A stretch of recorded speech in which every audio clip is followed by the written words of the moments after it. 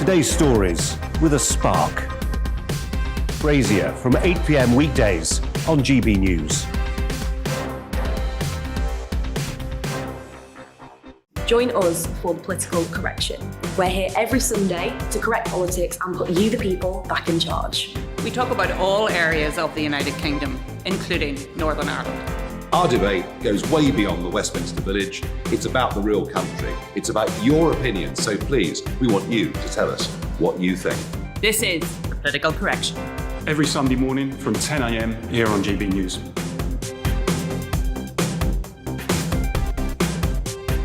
Hi, I'm Patrick Christie's. And I'm Mercy Moroki. And we're hosting a show right here on GB News, 9:30 a.m. till 12 p.m. every single weekday, called To The Point. We're going to be talking about all the big issues that matter to you at home in Britain. Absolutely, whether it's holding politicians to account, discussing what's taking place in the Channel, banging on about law and order, we're not afraid to do the absolute lot of it. Yes, and if you're thinking it, you can guarantee that we'll be saying it. Make sure you're here 9:30 a.m. till 12 p.m. every single weekday, right here on GB News for To The Point.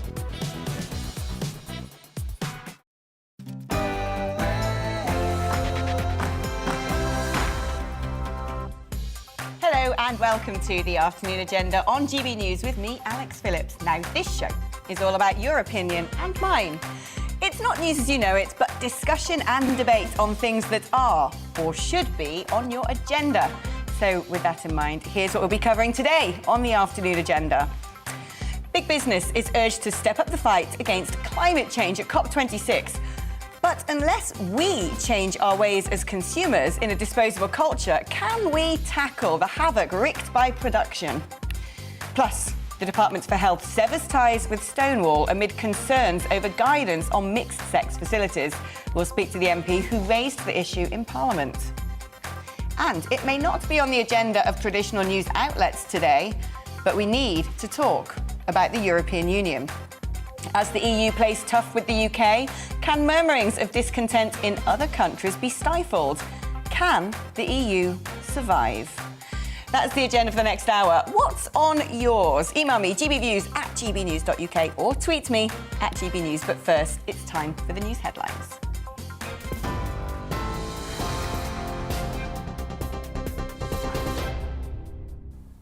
I'm Tamsin Roberts. This is your news at 4 o'clock.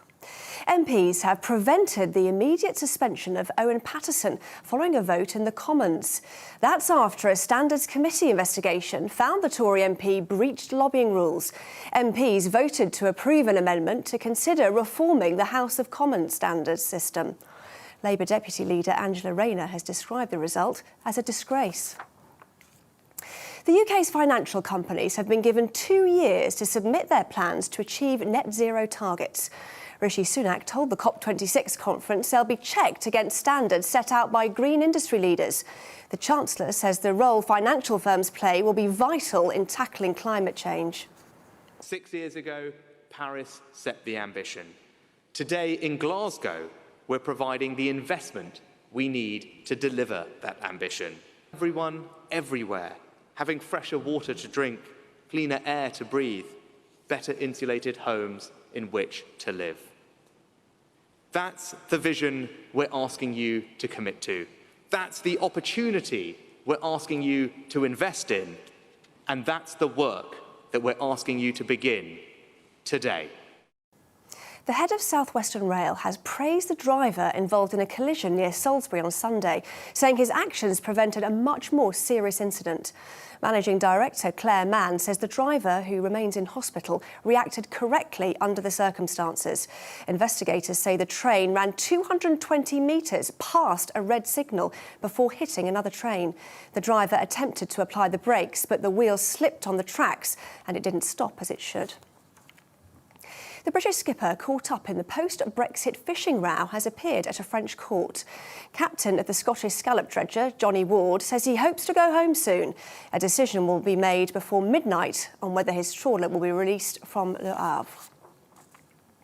A 4-year-old girl has been found alive and well after disappearing from a campsite in Western Australia 18 days ago. Police released this footage of the moment.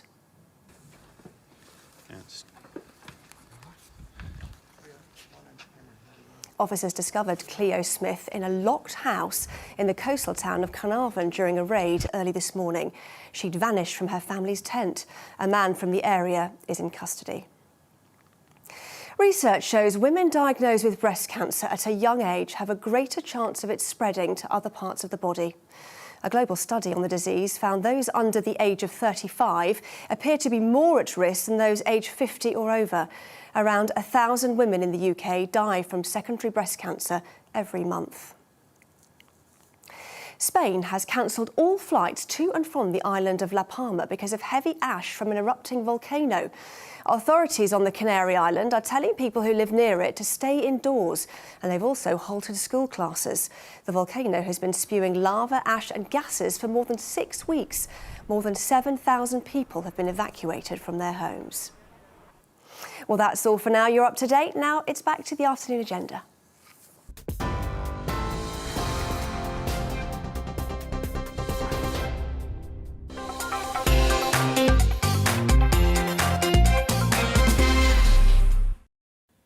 Thank you, Tamsin. Now, if there's one thing we know about the EU, it's resilient. A series of crises have rocked the boat over the past few decades, and yet the bloc's ability to use difficulties to push for deeper integration is really rather remarkable.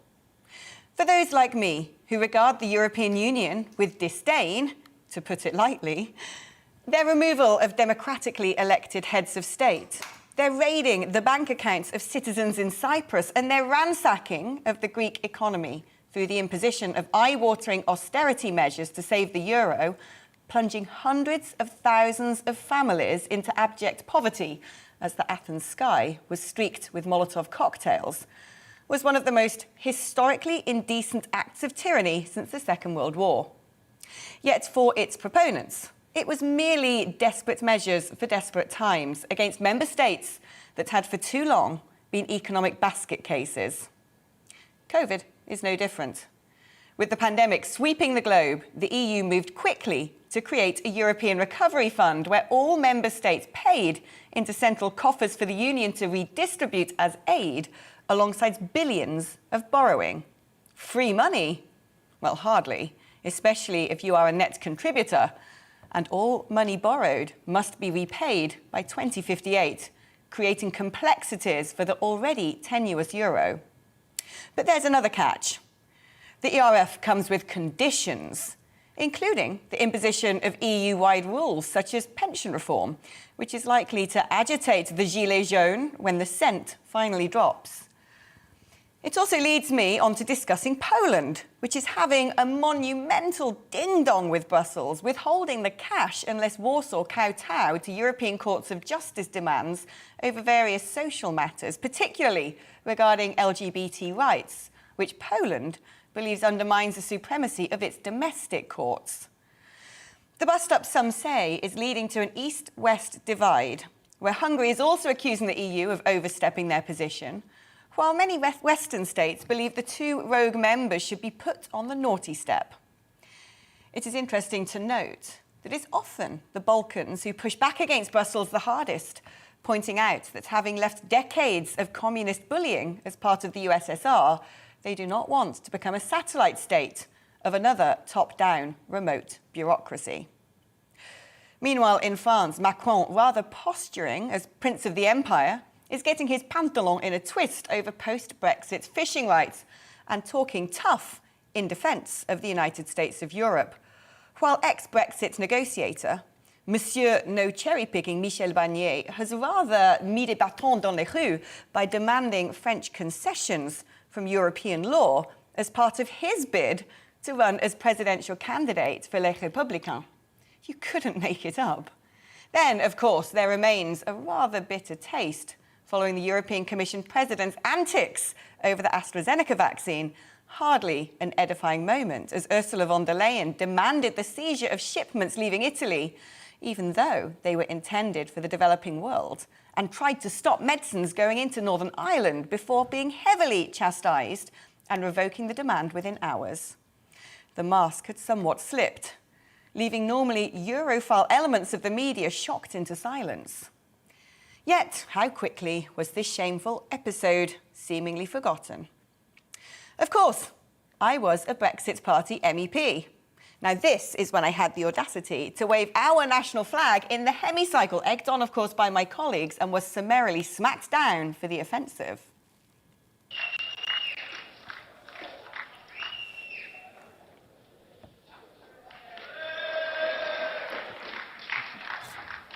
Now, I tell you, you don't want to be trying that in the European Parliament. They're not a fan of national flags. But before that, I actually worked for over a decade on leaving the EU, having witnessed firsthand its bullying behaviour towards Africa while I was working as a journalist in Ghana. So I am hardly impartial on this issue and have many a yarn to spin when it comes to dodgy dealings, corrupt goings-on and strident opinions on the continental bloc. But as always, we will try to balance during this programme by inviting a range of voices on to discuss what the future has in store for Brussels, the challenges it faces, and to answer the question whether or not the project can survive. Today, we really need to talk about the European Union.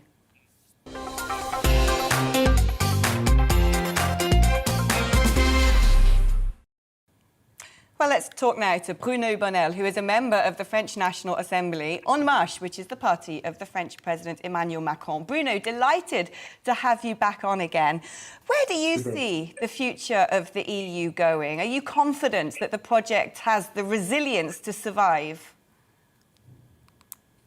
Well, the project will survive, to answer your question straightforward, because the trade, the world is becoming in terms of investment, in terms of risk, a continental issue.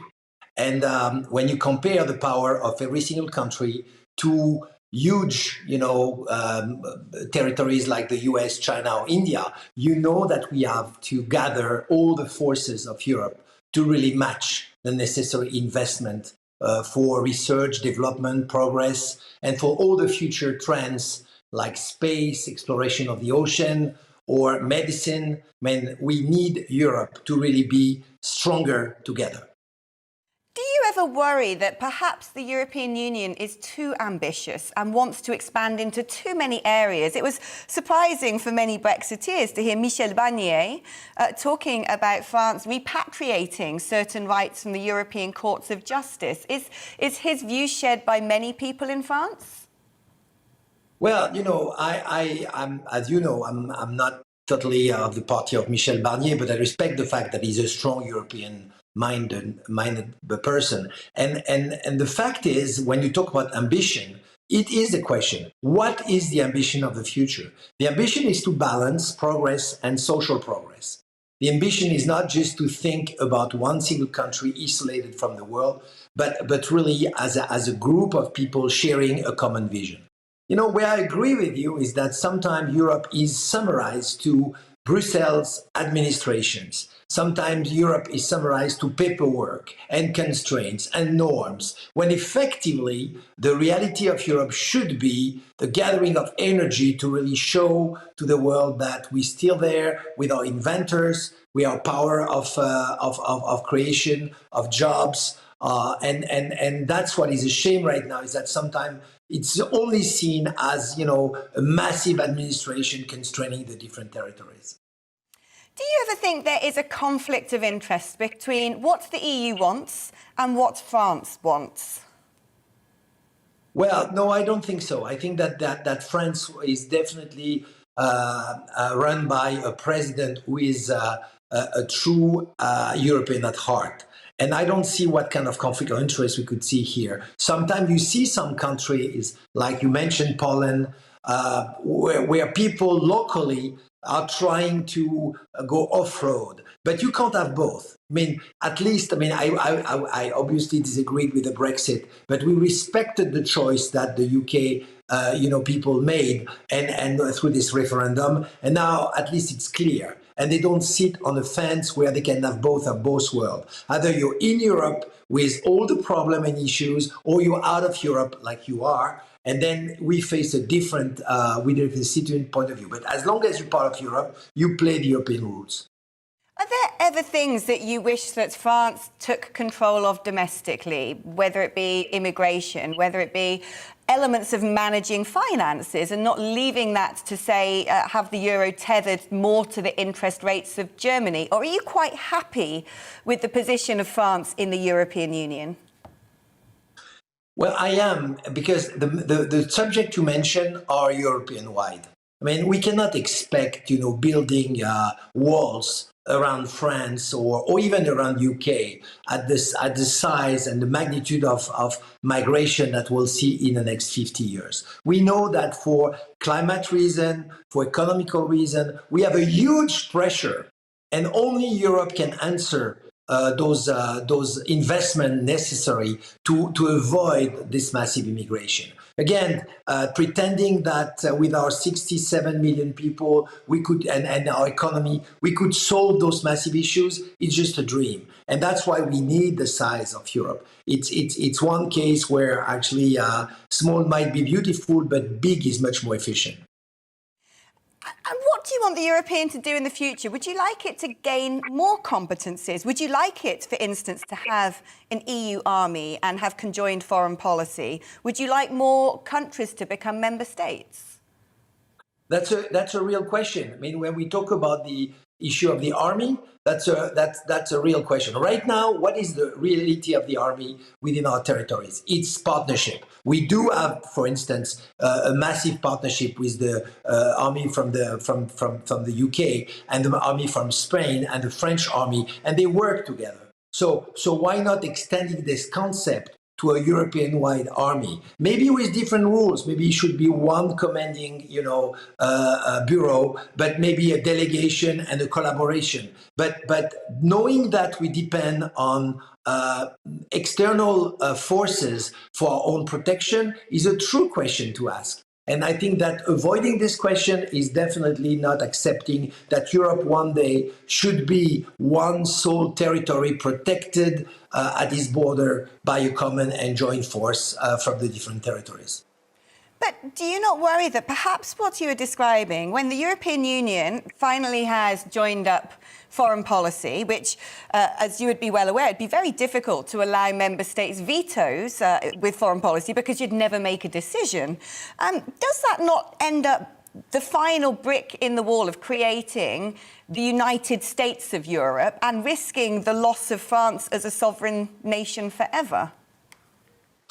I don't think so. I think that we can invent a different model than the one in the United States. The United States is an immigration territories where people needed to have a common ground, culture, flag, to history sometime to really build it up. We are a completely different situation where all the countries we're talking about have millenniums of sovereignty. So again, it's a question of model.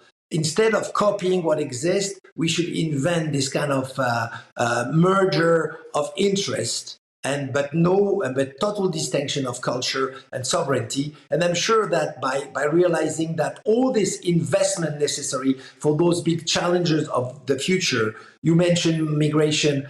I can mention, as I said, space conquest or mobility in general, or ocean.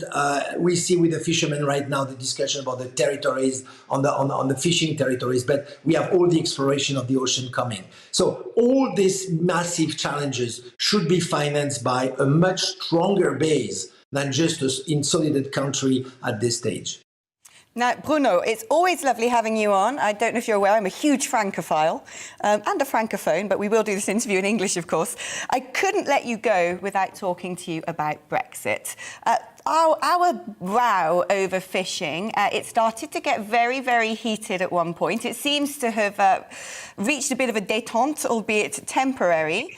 Can France and the UK become best friends again, despite Brexit? I think this fishing, this scallops war, as I call it, is a very interesting point, but it's the peak of an iceberg. Because if we don't find a nice way and a fair way to accommodate, the UK Brexit will and the EU interest, including the French one, every single paperwork on this Brexit deal will be used as a threat one way or the other. And if we don't want to see endless discussion about the fishing, about the border in Northern Ireland, about the other issue that I don't even foresee right now, we need to accept the fact that this divorce is now done, and there are bases which is this Brexit treaty, and if need be, let's renegotiate some part of it, but then go for it, and go for it totally and only. Nothing else, nothing more. Bruno, it's always lovely to have you on. And thank you so much for giving us your opinions on the EU and the perspective of En Marche. Fantastic. Bruno Bonnell there, who is a member of En Marche, which is Macron's party in France. Now, we're going to be continuing this conversation throughout the show. And I really want to know what you think. Email me, gbviews@gbnews.uk. You can also tweet me @gbnews. And there's a poll up right now asking, can the European Union survive? Now, that's not whether you want it to survive or not, but can it survive? We're going to have lots of people giving their opinions today and their overview of the future of the EU. So do listen to all those interviews, then cast your vote so I know what you, the nation, really thinks. Now, after the break, a Tory councillor claims it's an open secret that child sexual exploitation is still taking place in wards in Rotherham. Are we still looking the other way when it comes to grooming gangs? First, it's the weather. Hello again. It's a bit cold out there this afternoon, particularly in the north wind. Showers in places carried along by that northerly wind, but some brighter spells, especially towards the west. In the east, a slight change in wind direction compared to recent days has brought more cloud and showers in from the North Sea. But even here, there will be interludes between the downpours and some brighter spells at times. Heading into the evening and overnight, any showers inland readily disappear, and the cloud that we've seen across large parts of the south also tends to break up. Still a bit more of a breeze and showers coming along for western and eastern coasts, in particular 1 or 2 for northern Scotland.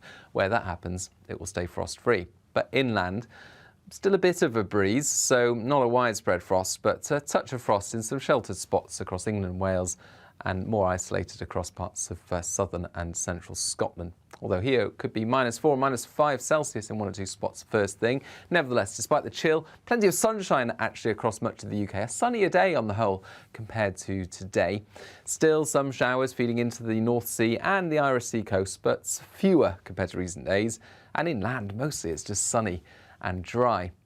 It will still feel on the cold side, temperatures of 8 to 11 Celsius generally. And then through Thursday night, we're going to see widely clear skies once again across England and Wales. More cloud feeding into Scotland and Northern Ireland. That will tend to prevent temperatures from falling far here. Some light outbreaks of rain into the far north and northwest later. But where we've got the clear skies, temperatures dropping as low as -3 Celsius for some sheltered parts of southern England first thing Friday.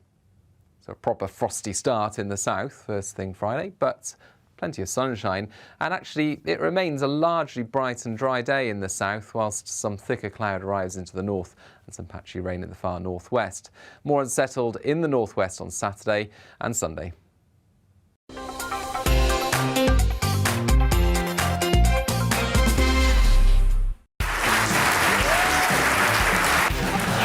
My name is Andrew Doyle. Join me every Sunday evening at 7 p.m. for Free Speech Nation. This is a show where we address current affairs and news stories of the week with the help of 2 wonderful comedian panellists. I brought in comics because I want to give it a lighter edge, and also they work for less. See you there.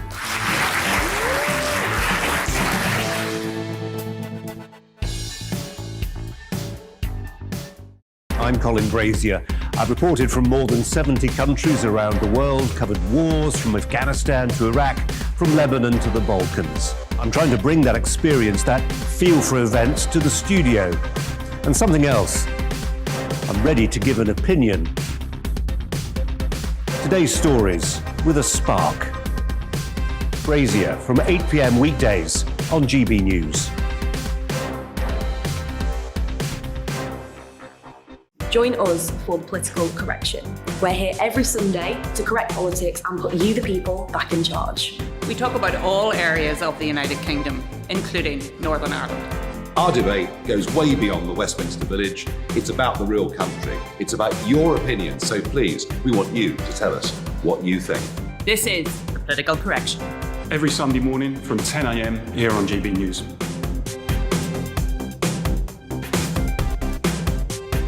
Hi, I'm Patrick Christie's. And I'm Mercy Moroki. And we're hosting a show right here on GB News, 9:30am till 12pm, every single weekday, called To The Point. We're going to be talking about all the big issues that matter to you at home in Britain. Absolutely, whether it's holding politicians to account, discussing what's taking place in the Channel, banging on about law and order, we're not afraid to do the absolute lot of it. Yes, and if you're thinking it, you can guarantee that we'll be saying it. Make sure you're here 9:30am till 12pm, every single weekday, right here on GB News for To The Point.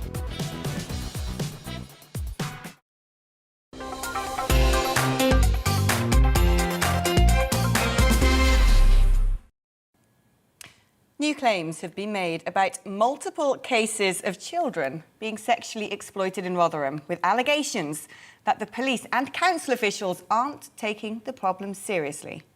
The findings come from a report by opposition Conservative councillors in the town who say they fear not enough action is being taken, although Rotherham Council and South Yorkshire Police dispute this.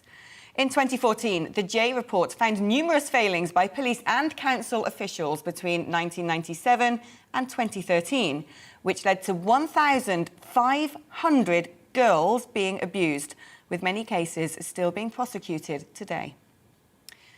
The Labour Police and Crime Commissioner for South Yorkshire, Dr. Alan Billings, says tactics used by abusers have changed. It's very vague. It's full of untruths, I have to say. And also, they don't seem to know anything about what's going on in their own borough, in Rotherham, what the police are doing, what the social services are doing, what the National Crime Agency is doing.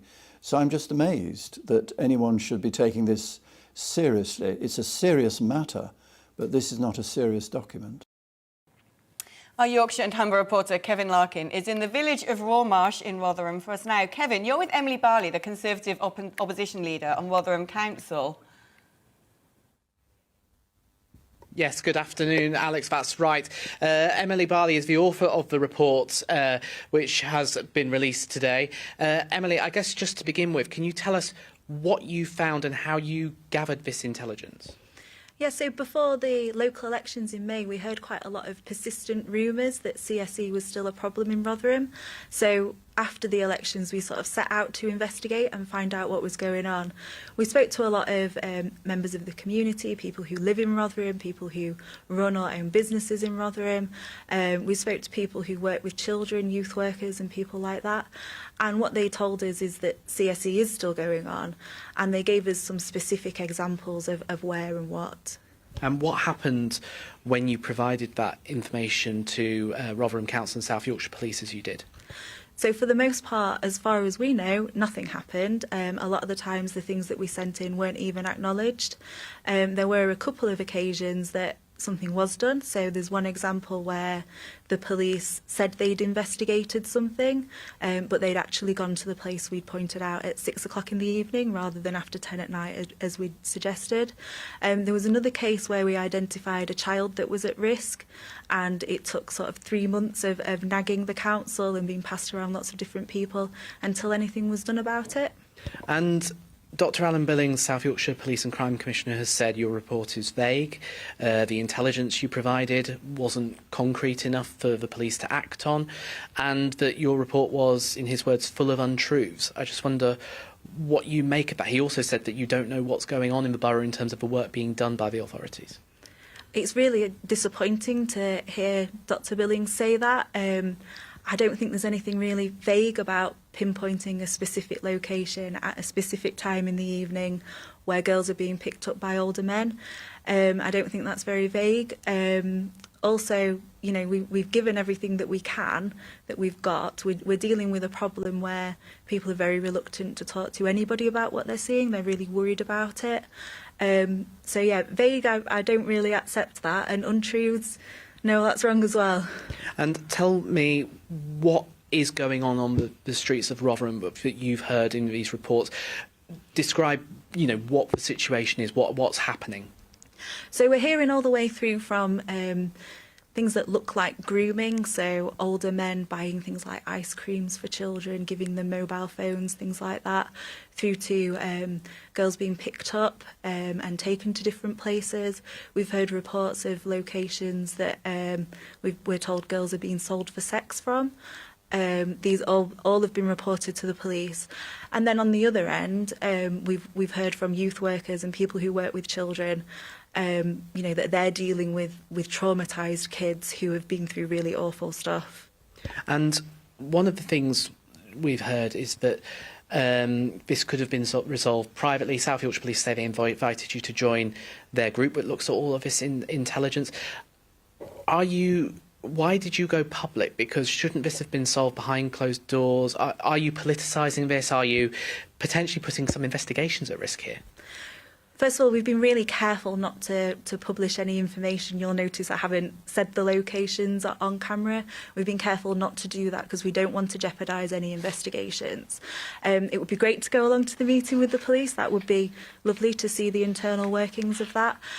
The reality is with this that we tried to do this sort of through the proper channels. We've asked for it to be included in scrutiny committees. We've sought meetings with people who were responsible for this. And we've been refused sort of at every turn. So we felt the only thing we could do was go public with it. And also it's really worrying that they'd want us to keep this behind closed doors and keep it private. We know that that's what's happened in Rotherham in the past and it really didn't work out very well. So we thought it was very important to say what we've seen. Emily Barley will be keeping a close eye on this story. Thank you very much for talking to us. We have got some statements, Alex, from Rotherham Council and South Yorkshire Police. We have asked both of them on to camera to answer questions. So far they've declined. That invitation is still open to them. But we do have these statements. Rotherham Council says it takes all allegations of child abuse very seriously, including these ones. Independent inspectors Ofsted say children's services in Rotherham have, in their words, been transformed since 2014. And the intelligence is reviewed on a regular basis, and the council says not every allegation will be validated, and they're urging people to report suspicions. As for South Yorkshire Police, they say they're working through the detail of this report from the Conservatives here in Rotherham. They say, and I quote them, "We want to be absolutely clear, CSE remains a problem in Rotherham, as it does right across the country," and they say they are working tirelessly to bring people to justice and prevent harm. And as I said earlier, they have also invited Emily Barley and the other Conservatives in Rotherham to join their working group, which reviews all of this intelligence as well.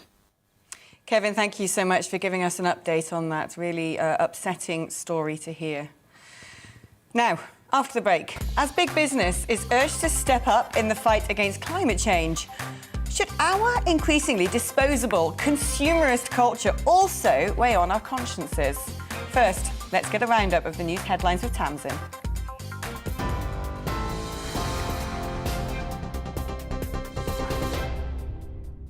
Thanks very much, Alex. Here are the latest headlines. Conservative MP Owen Paterson has avoided suspension following a vote in the Commons. That's after the Standards Committee recommended a 30-day ban for breaching lobbying rules. MPs voted to approve an amendment to consider reforming the House of Commons standard system. The UK's financial companies have been given 2 years to submit their plans to achieve net zero targets. The Chancellor, Rishi Sunak, told the COP26 conference they'll be checked against standards set out by green industry leaders. The head of South Western Railway has praised the driver involved in a collision near Salisbury on Sunday, saying his actions prevented a much more serious incident. Investigators say the train ran 220 metres past a red signal before hitting another train. The driver attempted to apply the brakes, but the wheels slipped on the tracks and the train didn't stop as it should. The number of migrants crossing the English Channel has topped 20,000 this year. That's double the total for the whole of 2020. Yesterday, UK authorities rescued or intercepted 456 people who navigated busy shipping lanes from France in small boats. And some breaking news now. The British skipper caught up in the post-Brexit fishing row has been told he can leave France immediately. A French court has also ruled that the captain of the Scottish scallop trawler, Johnny Ward, does not have to pay a deposit for the release of his boat. Well, that's all for now. I'll be back with a full news update at the top of the hour.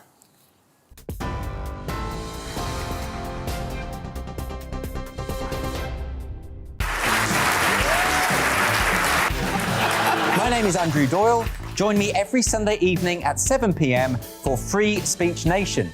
This is a show where we address current affairs and news stories of the week with the help of two wonderful comedian panellists. I brought in comics because I want to give it a lighter edge, and also they work for less. See you there.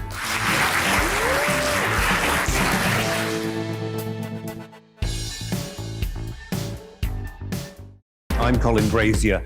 I've reported from more than 70 countries around the world, covered wars from Afghanistan to Iraq, from Lebanon to the Balkans. I'm trying to bring that experience, that feel for events, to the studio. And something else. I'm ready to give an opinion. Today's stories with a spark. Brazier from 8 p.m. weekdays on GB News. Join us for Political Correction. We're here every Sunday to correct politics and put you, the people, back in charge. We talk about all areas of the United Kingdom, including Northern Ireland. Our debate goes way beyond the Westminster Village. It's about the real country. It's about your opinion. So please, we want you to tell us what you think. This is the Political Correction. Every Sunday morning from 10 a.m. here on GB News.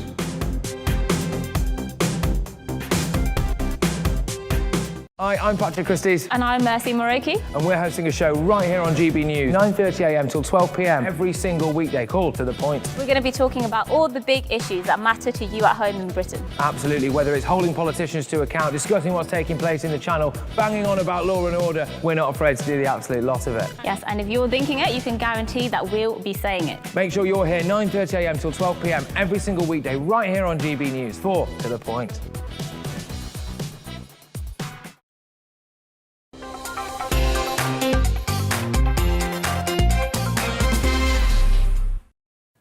Welcome back. There's a warning today that children and young people's mental health services are not keeping up with rising demand.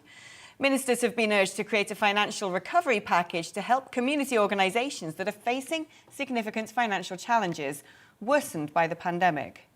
The Children and Young People's Mental Health Coalition says funding problems risk a domino effect across the entire mental health sector.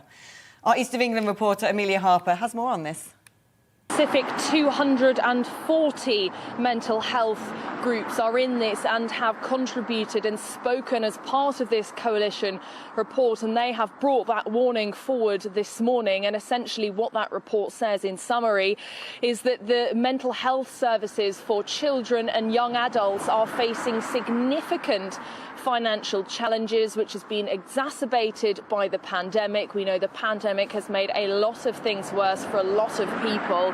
And they say it's particularly hitting voluntary and community organisations, and the report says that they make up the majority of the early care support that children and young people will first come into when they first start having any sort of mental health difficulty. And these are all big names that have contributed. They're also small ones, but big names like Beat, the eating disorder charity, the British Psychological Society, Mind, Young Minds, just to name a few. And it is really concerning that we are hearing these reports from 240 organisations that are coming forward and saying that these are the problems that they are facing. And they are concerned that those financial pressures, as you said, Simon, will have what they're calling a domino effect, i.e. a knock-on effect across the whole of mental health care. And there are concerns that this is going to lead fundamentally to a reduction in the number of services that those places can actually offer. Services are not able also to meet demand, as you said, Simon. That's because a lot more children are needing support as a result of the pandemic. It's been an incredibly tough, past couple of years. And those voluntary and community organisations are often funded by short-term and fragmented funding. And that is because some of them are organised by local councils and some of them are organised by the NHS. And this coalition has put forward a series of recommendations to the government, one of which, the biggest of which, is that they recommend the rollout of a number of early care hubs in order to target support early on. But I want to bring now a 23-year-old student from Essex called Antonio Ferreira. Now, he has had a couple of different mental health diagnoses, and he's been in the system for over or nearly a decade, and he's spoken incredibly positively about the impact of the mental health system. Let's have a listen to him now. For me, my diagnosis is schizophrenia and emotional unstable personality disorder, which can also be known as borderline personality disorder. Dealing with that, again, it was very difficult. It was a lot of trial and error, and, you know, what if this and what if that, and could it be this and could it be that? And so it was a very frustrating and confusing stage of my diagnosis. But once I came to terms with it and, you know, took the I guess the courage to understand it better and to really learn about it, things became a bit clearer and less confusing. And so, you know, treating that schizophrenia was less frustrating, I should say, because I could identify that I was hearing voices. You know, I could identify my triggers of when I start to isolate myself and when I start to go into a depressive state. And so treating it as time went on became much more straightforward. When I used to be asked, how can we help you? I'd always say, you're the doctors, you tell me how you're helping me. Now it's more so, I need to know how you can help me. You know, you don't ask me the question, I tell you, this is what works for me. This is, you know, what I've seen work for me, and this is what is helpful and isn't helpful. And so this is what I require. And so, you know, every transition at first, I guess, it starts off overwhelming. But in due time, with progress, you start to realize where it's beneficial and how it really can, you know, aid you in every step of the way you're taking. It was incredibly heartening, Kirsty and Simon, to hear from him and hear the impact that early intervention had had. And when we were speaking, he was telling me he'd had a whole range of different treatments, including things like cooking classes and so forth, to appreciate diet and how that plays a part in mental health. And he was saying to me that if any one of those places had lost funding for whatever reason and hadn't been able to offer that service, that his outcome and outlook on life, he says, would be incredibly different today. Well, that was Amelia Harper talking to the Great British Breakfast on GB News earlier today. Now, lots of you have been getting in touch on our issue of the day, and that is the EU. Can the European Union survive? Sean says the only way it will survive is to become a United States of Europe, get rid of all the countries and merge fully into one. Brian says it won't collapse. It might fade in power, rather like another attempt at Euro Union. The Holy Roman Empire faded to become a formality that existed in name. David says the EU organisation is only an overgrown nuisance of a creature that has grown unchallenged into a monster of no use to anyone on earth other than themselves in terms of making money, in terms of money-making business. Paul says the EU Politburo is destroying the beautiful idea of the European Union of strong, independent sovereign states. Sadie says member states are looking to leave, but as someone who is taught by EU academics, we all feel as though the EU will survive as Ukraine is aiming to join the rugby, effectively taking the place of the UK. Jim says, I never dreamt it would suffer like it has with the UK leaving, but the EU has brought it on themselves. Too many countries are in too much EU debt to leave, but many will over the next few years. Drew says the people running it will want it to. They're making too much money for it not to. Chris says, I've had to answer yes, primarily on the belief that I believe it will play a major role in the fulfillment of prophecies detailed in the book of Revelation. Otherwise, a set of institutions so clearly undemocratic, bankrupt and corrupt, the EU will eventually fall. Well, after the break, a Tory councillor claims it's an open secret that child sexual exploitation is taking place in wards in Rotherham. Are we still looking the other way when it comes to grooming gangs? First, it's the weather forecast. Hello again. It's a bit cold out there this afternoon, particularly in the north wind. Showers in places carried along by that northerly wind, but some brighter spells, especially towards the west. In the east, a slight change in wind direction compared to recent days has brought more cloud and showers in from the North Sea. But even here, there will be interludes between the downpours and some brighter spells at times. Heading into the evening and overnight, any showers inland readily disappear, and the cloud that we've seen across large parts of the south also tends to break up. Still a bit more of a breeze and showers coming along for western and eastern coasts, in particular 1 or 2 for northern Scotland. Where that happens, it will stay frost-free. But inland, Still a bit of a breeze, so not a widespread frost, but a touch of frost in some sheltered spots across England and Wales, and more isolated across parts of southern and central Scotland. Although here it could be -4, -5 Celsius in one or two spots first thing. Nevertheless, despite the chill, plenty of sunshine actually across much of the UK. A sunnier day on the whole compared to today. Still some showers feeding into the North Sea and the Irish Sea coast, but fewer compared to recent days. And inland, mostly it's just sunny and dry. It will still feel on the cold side, temperatures of 8 to 11 Celsius generally. And then through Thursday night, we're going to see widely clear skies once again across England and Wales. More cloud feeding into Scotland and Northern Ireland. That will tend to prevent temperatures from falling far here. Some light outbreaks of rain into the far north and northwest later. But where we've got the clear skies, temperatures dropping as low as -3 Celsius for some sheltered parts of southern England first thing Friday. So a proper frosty start in the south first thing Friday, but plenty of sunshine. And actually, it remains a largely bright and dry day in the south, whilst some thicker cloud arrives into the north and some patchy rain in the far northwest. More unsettled in the northwest on Saturday and Sunday. My name is Andrew Doyle. Join me every Sunday evening at 7 p.m. for Free Speech Nation. This is a show where we address current affairs and news stories of the week with the help of two wonderful comedian panellists. I brought in comics because I want to give it a lighter edge, and also they work for less. See you there.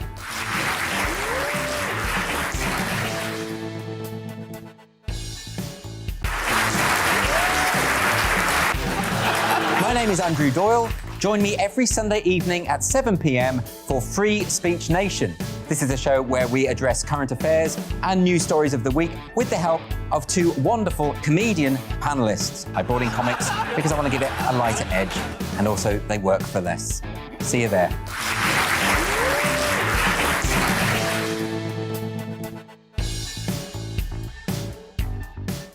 I'm Colin Brazier. I've reported from more than 70 countries around the world, covered wars from Afghanistan to Iraq, from Lebanon to the Balkans. I'm trying to bring that experience, that feel for events, to the studio. And something else. I'm ready to give an opinion. Today's stories with a spark. Brazier from 8 p.m. weekdays on GB News. Join us for Political Correction. We're here every Sunday to correct politics and put you, the people, back in charge.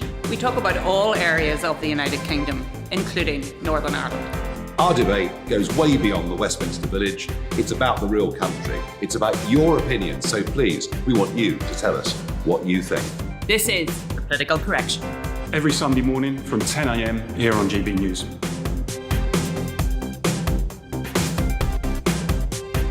Hi, I'm Patrick Christie's. And I'm Mercy Moroki. And we're hosting a show right here on GB News, 9:30 a.m. till 12 p.m. every single weekday. Call to the point. We're going to be talking about all the big issues that matter to you at home in Britain. Absolutely, whether it's holding politicians to account, discussing what's taking place in the channel, banging on about law and order, we're not afraid to do the absolute lot of it. Yes, and if you're thinking it, you can guarantee that we'll be saying it. Make sure you're here 9:30 a.m. till 12 p.m. every single weekday right here on GB News for To The Point.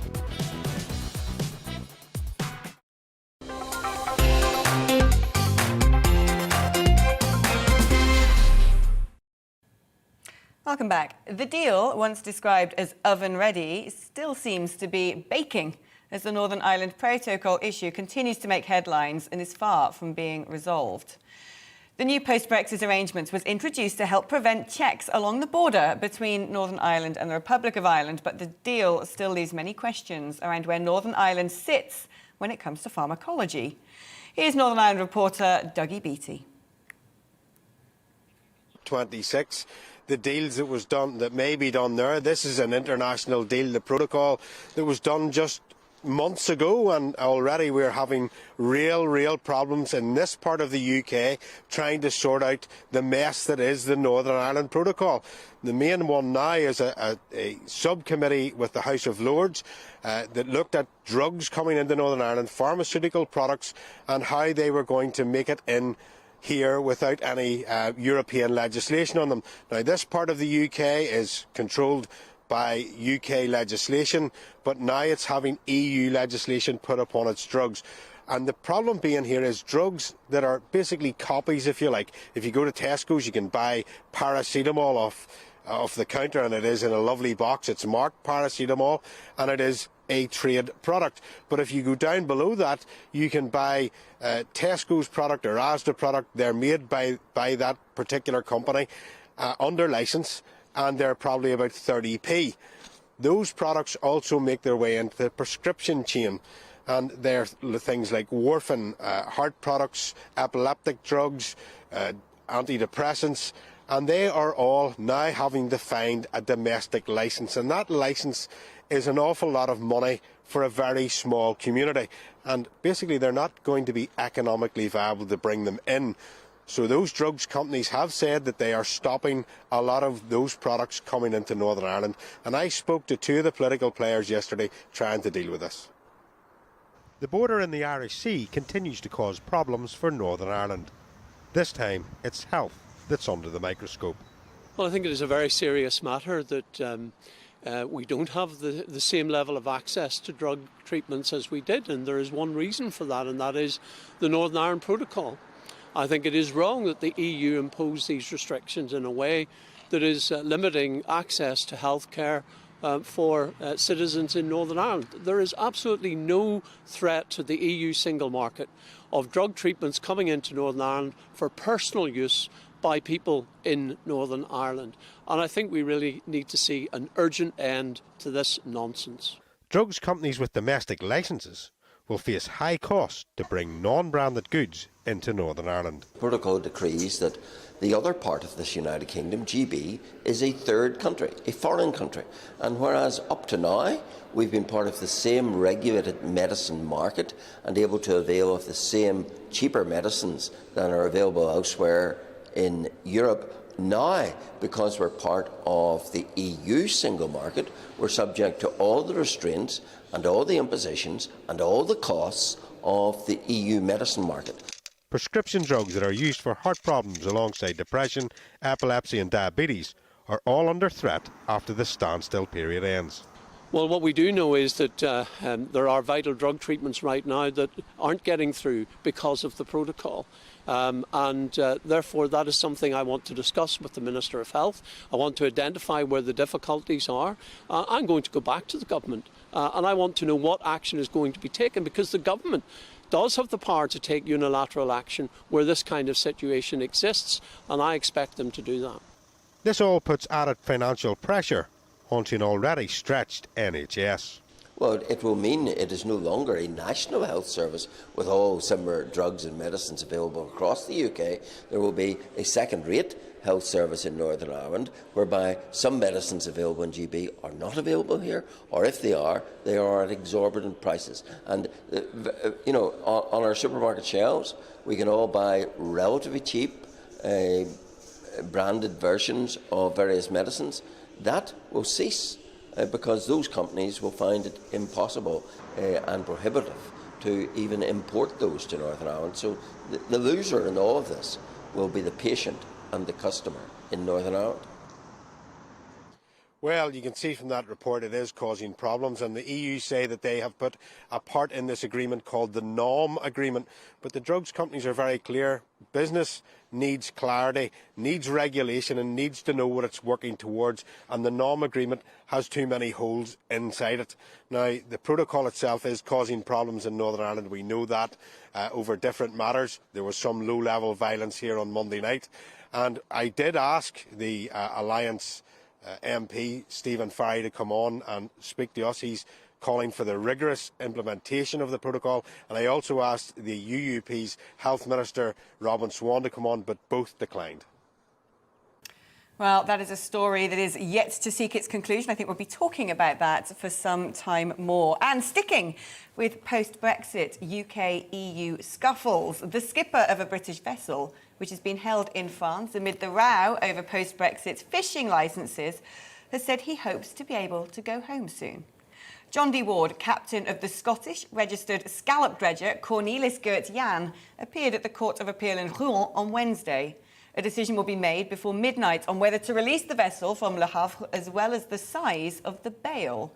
GB News and Home Affairs and Security Editor Mark White joins me now in the studio. Mark, it's been going on for quite a while, the sort of debate over this one boat, hasn't it? Yes, and the very latest that's being reported by Reuters is that the captain of this vessel has been told that he can actually release the vessel, he can leave Le Havre immediately, that he won't have to pay this deposit that was a €150,000 deposit. Effectively, it was arrested by French fisheries patrols on Friday of last week, accused of fishing in areas of French waters that it had no business to be in, that it didn't have the proper documentation and licence to fish in these waters. It is part and parcel, of course, of what has become a bit of a tit for tat in terms of the French and the British rowing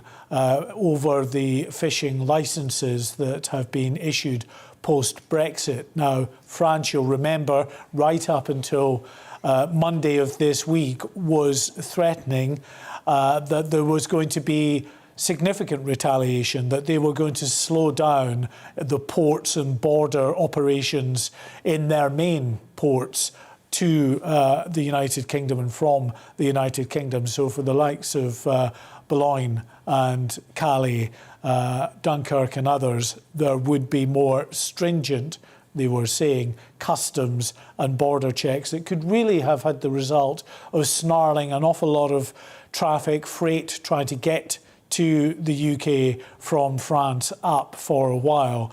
That was of great concern, of course, to the UK. The UK, through the Environment Secretary George Eustace, the Prime Minister and others were threatening the potential of legal action going to the EU in triggering this dispute mechanism with the European Union. It got to the point, of course, on Monday where Emmanuel Macron, the French president, over for COP26, said that he was suspending those plans to introduce more stringent checks on the borders in the meantime while they allow some fresh talks to go ahead. The French have come up with some proposals which are being looked into. The British government have welcomed that, and there is now further dialogue that's ongoing at an official level on the continent with a view to hopefully coming up with a solution over this. In the meantime, this vessel had still been held in Le Havre.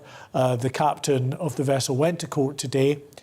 He has been told, according to Reuters, the very latest information, that it can be released with immediate effect, that he can leave Le Havre and he doesn't have to pay this €150,000 fine, is it? Well, it's been described as a deposit, but it sounds very much like a fine to me. Yeah, and I don't think this is going to be the end of these battles. It seems to me very clear that the French president is very much playing to his gallery in the run-up to the presidential elections, and partially we're set to do the same. So, well, let's keep our fingers crossed that things don't get too severe before Christmas and that there's a bit of a détente. Mark, do you think that there is a real risk here when it comes as well to cooperating with the French on matters such as migrants coming over in boats? It's absolutely vital that we have a dialogue with them, but they turned around and said we never received any of the money that you gave us to patrol the seas or to patrol the coastline. It doesn't seem to me that Anglo-French cooperation is in a good place right now. No, and it's a huge and important nation as far as the UK is concerned. It is our closest nation on the continent to the UK that, of course, we have to deal with. This whole dispute, though, these licences, really centre on issues around whether the European vessels, including French vessels, can prove to the British and indeed the government of Jersey for fishing around the waters there that they have previously fished in those waters over the past 3 years. And it may only be up to 10 days. If you can prove that you fished over the last 3 years for up to 10 days, then you are classed as being dependent on those waters for at least part of your living, and you will be granted a licence. The issue has been that, yes, a lot of European and French vessels have been able to prove that they have fished in British waters and Jersey waters previously, but quite a few haven't. And it was, at last count, about 55 in Jersey who've actually been denied a licence and are no longer, from Monday of this week, able to fish in the waters around Jersey.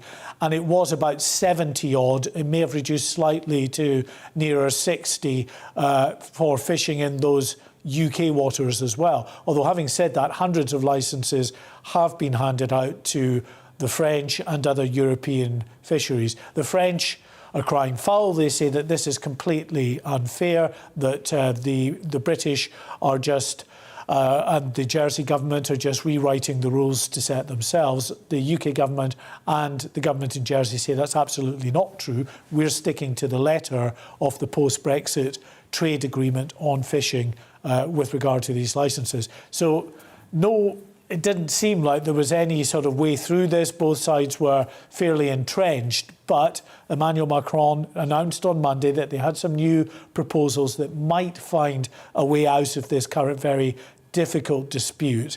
And let's see where it goes. We've got, we believe, until tomorrow, where they're looking for some kind of resolution, or we may be enacting more in the way of stringent border checks on the French side. In the meantime, you were mentioning there, of course, about the ongoing issue with those trying to cross the channel in small boats. Yes, absolutely. The British government needs the French to cooperate. There have been, some real concerns that they haven't been cooperating as well as they might, even though they are getting many millions of pounds from the UK government to boost their security patrols and operations along the northwest coast of France to try to stop these boats coming across. The French say they are doing as much as they can, but they don't want to endanger migrant boats by trying to go in heavy-handed and try to turn them back. A proposal, by the way, that the British government is now in the process of trying to enact in a limited fashion. Mark, thank you so much for the update. It's always a pleasure having you on the afternoon agenda. Well, you're watching the afternoon agenda. Lots more still to come, so don't go anywhere.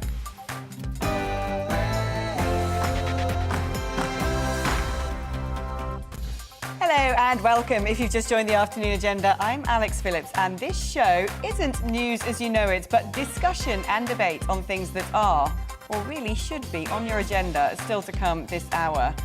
Celebrities put on a show at the COP26 Climate Summit in Glasgow, but is it a case of style over substance?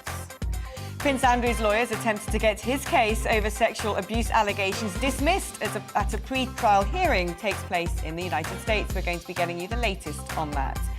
And it may not be on the agenda of traditional news outlets, but we need to talk about the European Union. I'm asking the question, can the EU survive?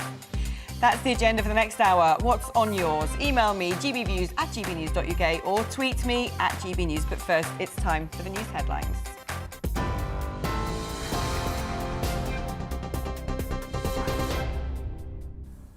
I'm Tamsin Roberts. This is your news at 5 o'clock. The British skipper caught up in the post-Brexit fishing row has been told he can leave France immediately.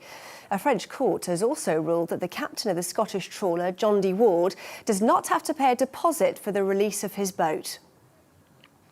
Conservative MP Owen Paterson has avoided suspension following a vote in the Commons. That's after the Standards Committee recommended a 30-day ban for breaching lobbying rules. MPs voted to approve an amendment to consider reforming the House of Commons standards system.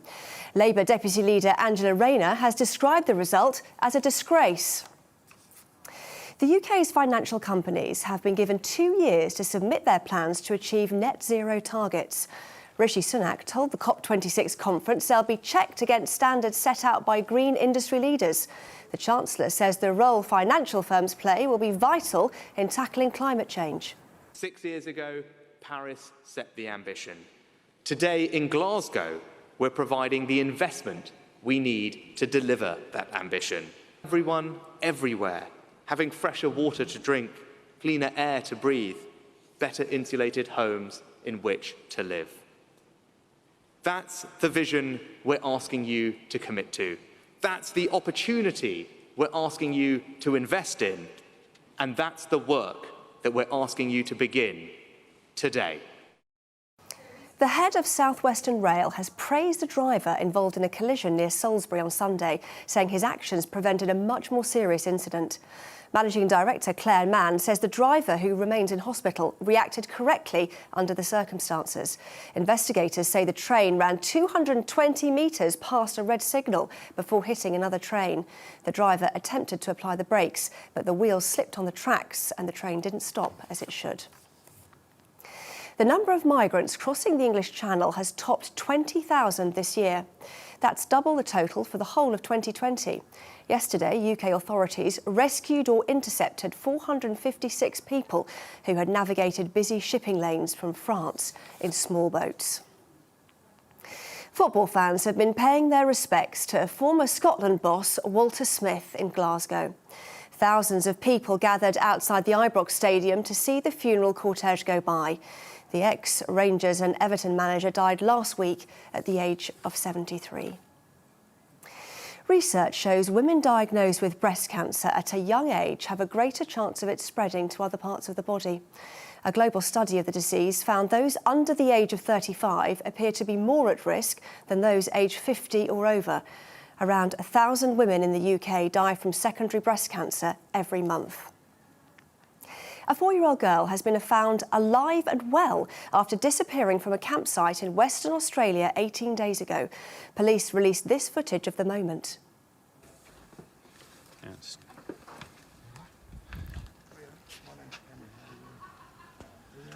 Officers discovered Cleo Smith in a locked house in the coastal town of Carnarvon during a raid early this morning. She had vanished from her family's tent. A man from the area is in custody.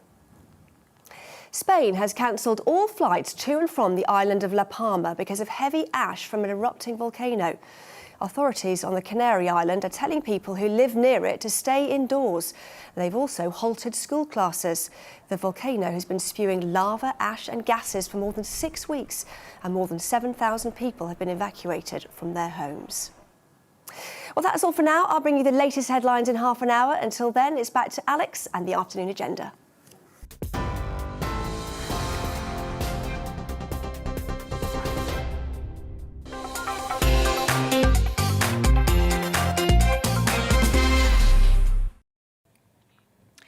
Now, where do I begin? To me, it's a one-stop shop corporate cartel dominated by backroom deals between 30,000 lobbyists from the globe's most powerful multinationals. A revolving door of influence as unelected commissioners, paid more than the US president, get wined and dined to put into legislation the demands of big business, trammeling the developing world and crushing the little man across the continent, with a toothless parliament to provide the illusion of democracy.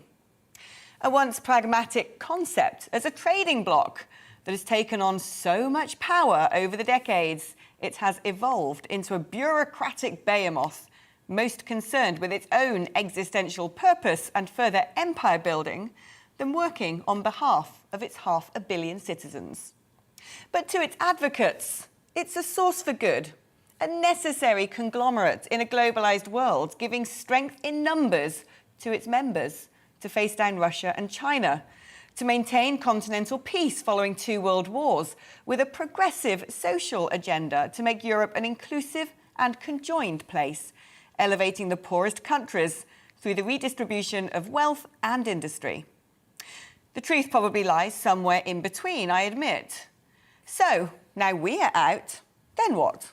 Can the European Union survive now its bubble has been breached by Brexit? How will it face down the ongoing migrants crisis, with Brussels building barbed wire fences and processing centres at its frontiers, its single currency plastering over slow-healing economic cracks, a population eyeing the situation in the UK and wondering if they can repatriate competences or follow us out? The EU faces some significant challenges over coming years, but it has surely survived worse. Today, we need to talk about the European Union.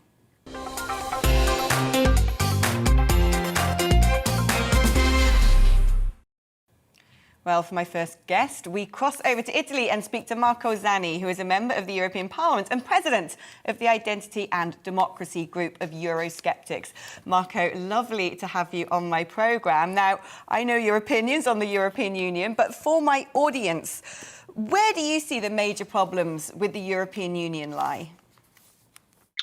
So first of all, good afternoon to everyone and to you, and thank you very much for the opportunity to address your audience on such an important topic that after Brexit is still important also for UK people, because you are our friends, whatever the French president will do or other bureaucrats in Brussels will do, and we need cooperation with the UK. What about the European Union and how it's perceived by MEPs that are part of those institutions? I think that there are a lot of problems that the EU is facing, and those are existential problems and challenges. So really today, I'm not sure that in the next 10, 20 years, the EU will still be alive.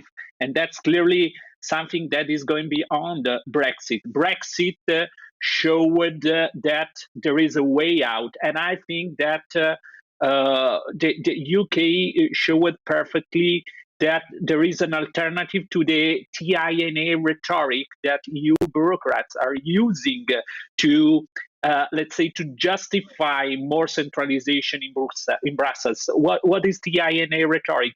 There is no alternative rhetoric that we always see every time there is a problem. There is a crisis faced by the European Union. There is no alternative to more integration. There is no alternative to delegating more powers to bureaucrats in Brussels. That's the main problem. We are not understanding, or politicians in Brussels or mainstream politicians in the European Union are not understanding that we are not a federation. We are not the US. We cannot be a federalist union because we are 27 different member states that for sure have something in common and have a sort of common cultural roots, but at the same time we have differences that are not casualties but are the result of the historical evolution among the centuries. So that's what they don't understand. Forcing an ever closer union, forcing a federation against the willingness of people, of European citizens and of states, trying to homologate by law our different identities, it will be the graveyard of the European Union. So it's a paradox that the Eurosceptics are let's say, more European in the true sense of this word. We want European cooperation, but we contest the fact that the European Union is the right institutional instrument to pursue cooperation between European nations. The name that we decided to give to our new group in 2019, Identity and Democracy, is let's say, the quintessence of what we would like to see in the European Union. So without recognizing that our different identities are a value and not a problem, without knowing that the member states, nation states, are the main pillars of the European cooperation, we cannot have a full democracy in the European Union. And European institutions are just fake democracies. Are just fake democratic institutions.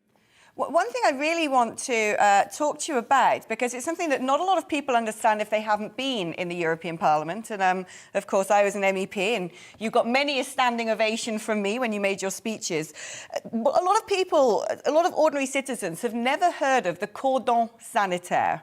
I just want to talk to you about that. This idea that if you are Eurosceptic in any way, if you challenge the institutions of the European Union, the European Parliament has mechanisms to stop you getting into any sort of position of influence. Is that something you have found with the ID group, that they make your life very difficult when it comes to speaking time, positions on committees, basically giving any sort of really adequate platform compared to those who are supportive of the EU? That's one of the main features of this presumed democratic parliament. In your introduction, you said that the parliament is presumed to be the only real democratic institution in the European Union. It's not an elected commission, it's not a council, but it's elected by people. But in the reality, it's not democratic because from what I know, it's the only parliament in the so-called democratic world where the majority, so the mainstream groups and parties, are preventing groups and MEPs that have a different view but were elected by millions of people in Europe they are preventing them to have a democratic representation in the EP institutions. So even in the German Bundestag, in the previous term, when AfD, so Alternative for Deutschland, was the main opposition party, they have been given the chairmanship of the budget committee, because this is something that in the Bundestag is given to the main opposition party. So even AfD in Germany got this institutional representation that in democratic parliaments is given to opposition. So what is happening in the European Parliament? The EPP, the Socialists, the Liberals and the Greens are together in preventing the so-called Eurosceptic groups to have this institutional representation. So that means that they don't recognize more than 20 million of votes casted by European people that gave us a clear mandate. So excluding the opposition from the institutional representation is something that is more typical of, let's say, illiberal regimes and not democratic parliaments. But that's what is happening right now in the European Parliament. So we cannot call it a democratic parliament because it is not. Yeah, Marco, seen it with my own eyes. Wonderful to talk to you today, and say hello to the old gang from your Brexit party friends. We miss you guys. Thank you very much. Let's talk to the journalist and author Martin Fletcher, former foreign editor for the Times newspaper. Thanks for joining me, Martin. Let's have a little discussion, perhaps about the overview of where the EU is at right now and the challenges facing it. What do you think the main stumbling blocks and hurdles are going to be for Brussels over coming years? Well, there's always been this tension between the idealists who want ever closer union and the pragmatists who want to go slower and consolidate the achievements of the EU, and that's going to carry on. What you had evolving, in my opinion, at the time of Brexit was a multi-speed Europe that actually suited us very well. You know, we had opt-outs on Schengen, on the euro, and that was, you know, other countries wanted to go fast, and, you know, by and large the system was working.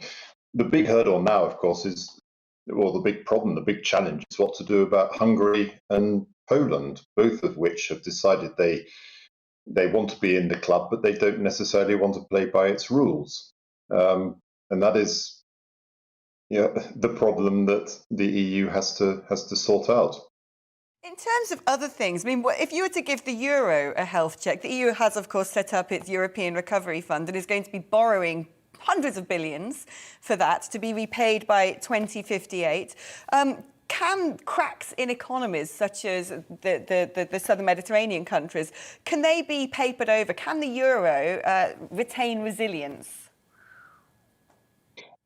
Well, look, you know that I'm a rabid Remainer and not Europhile. You know, I'm a Eurosceptic, but I still think it was better for us to be in than to be out.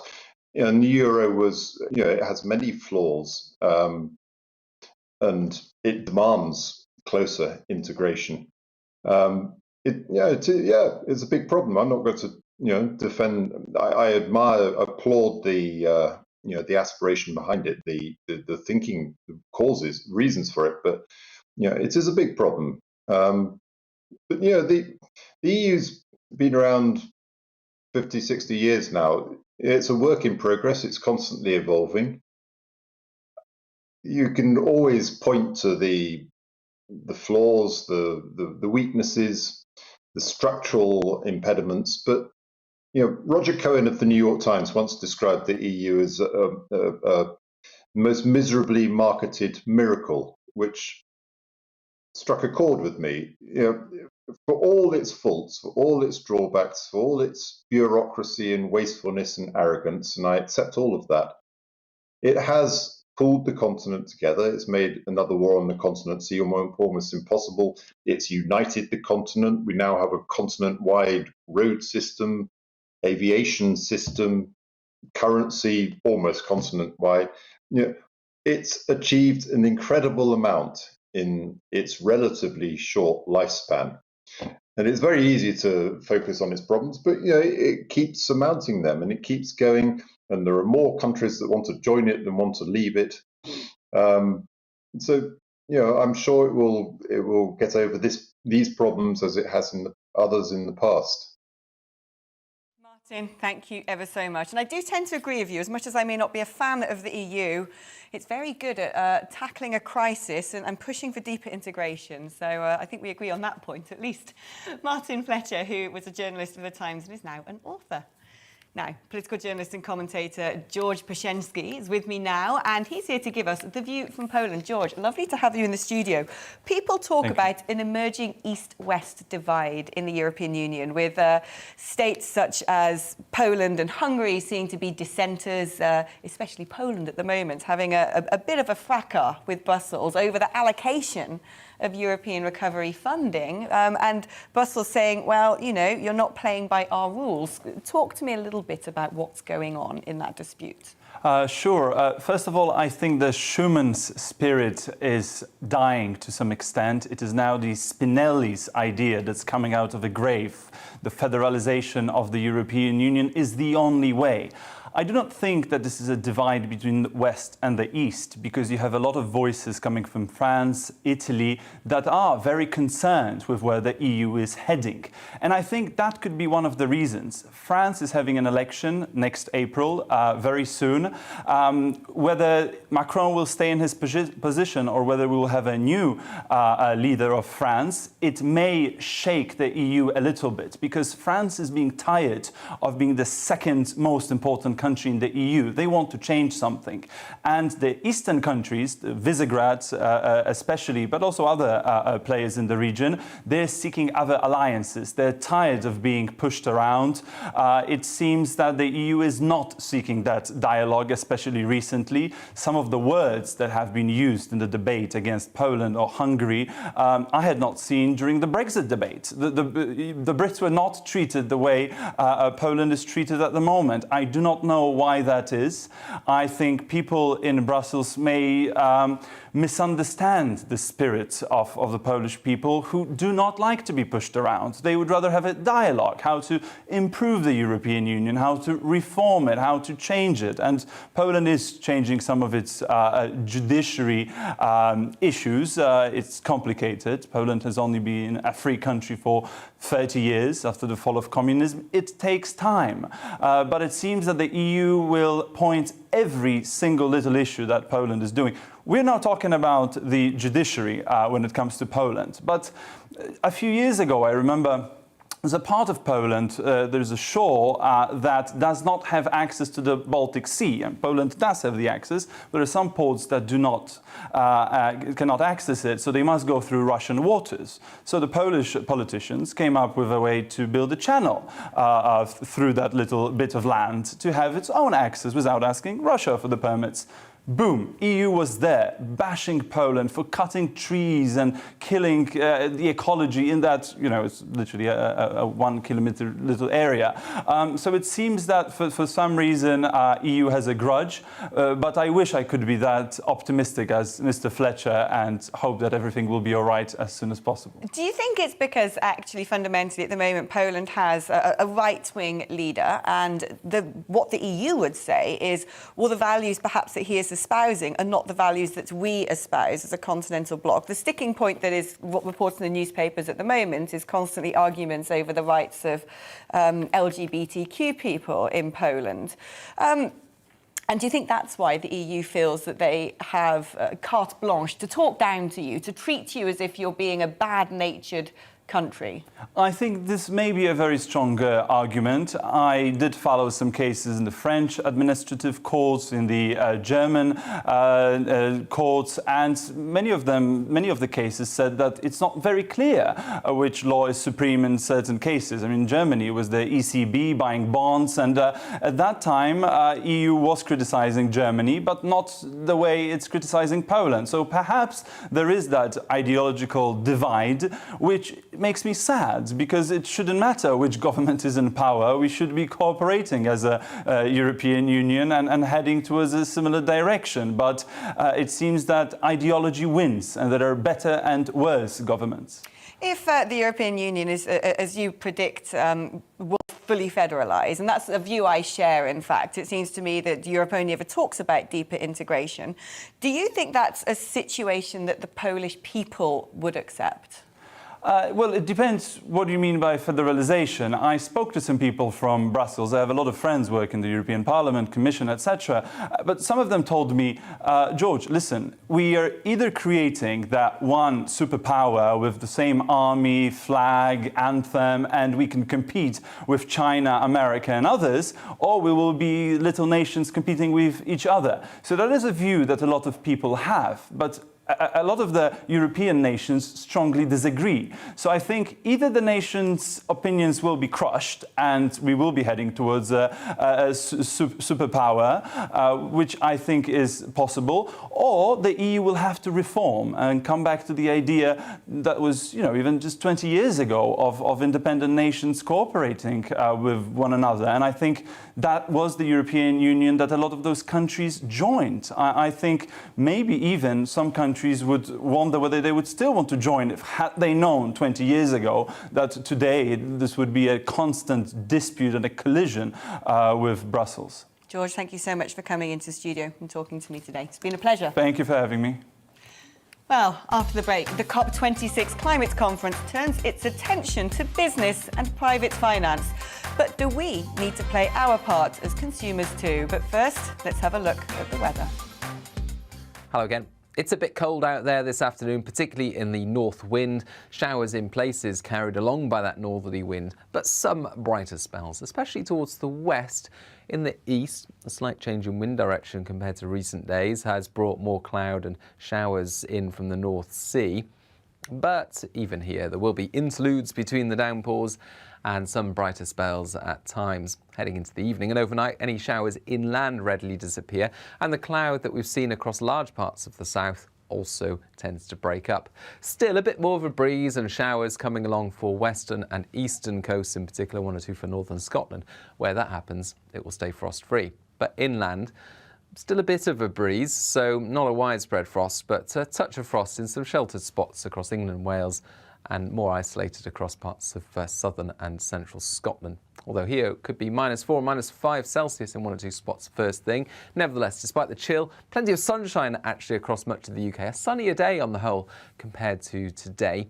Still some showers feeding into the North Sea and the Irish Sea coast, but fewer compared to recent days. And inland, mostly it's just sunny and dry. It will still feel on the cold side, temperatures of 8 to 11 Celsius generally. And then through Thursday night, we're going to see widely clear skies once again across England and Wales. More cloud feeding into Scotland and Northern Ireland. That will tend to prevent temperatures from falling far here. Some light outbreaks of rain into the far north and northwest later. But where we've got the clear skies, temperatures dropping as low as -3 Celsius for some sheltered parts of southern England first thing Friday. So a proper frosty start in the south first thing Friday, but plenty of sunshine. And actually, it remains a largely bright and dry day in the south, whilst some thicker cloud arrives into the north and some patchy rain in the far northwest. More unsettled in the northwest on Saturday and Sunday. Join my show Farage, 7 p.m. till 8 p.m. Monday through Thursday, and there you will get opinion, analysis, debate, and I'll cover stories that nobody else dares to touch. And then for the last 15 minutes, talking pints. We're over a drink. We have a civilised conversation with someone. We very often disagree, but we do it in a grown-up way. Come and join me on Farage.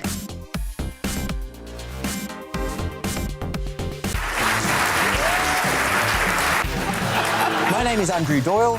Join me every Sunday evening at 7 p.m. for Free Speech Nation. This is a show where we address current affairs and news stories of the week with the help of two wonderful comedian panellists. I brought in comics because I want to give it a lighter edge, and also they work for less. See you there.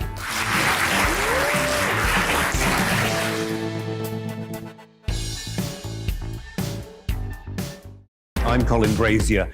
I've reported from more than 70 countries around the world, covered wars from Afghanistan to Iraq, from Lebanon to the Balkans. I'm trying to bring that experience, that feel for events, to the studio. And something else, I'm ready to give an opinion. Today's stories with a spark. Brazier from 8 p.m. weekdays on GB News.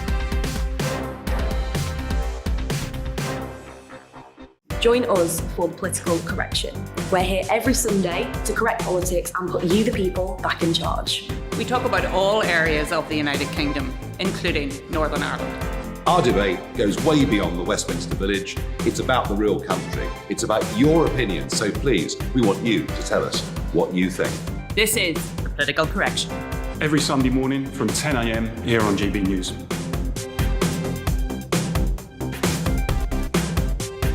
Hi, I'm Patrick Christie's. And I'm Mercy Moroki. And we're hosting a show right here on GB News, 9:30 a.m. till 12 p.m. every single weekday. Call to the point. We're going to be talking about all the big issues that matter to you at home in Britain. Absolutely, whether it's holding politicians to account, discussing what's taking place in the Channel, banging on about law and order, we're not afraid to do the absolute lot of it. Yes, and if you're thinking it, you can guarantee that we'll be saying it. Make sure you're here 9:30 a.m. till 12 p.m. every single weekday right here on GB News for To The Point.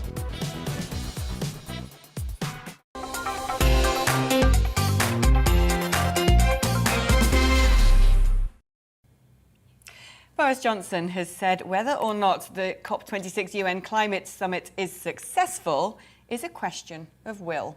Speaking in the Commons following 2 days at the summit, the Prime Minister said we can take heart from what has been achieved at the conference in Glasgow so far, but warned that whether the planet can avoid climate disaster still hangs in the balance.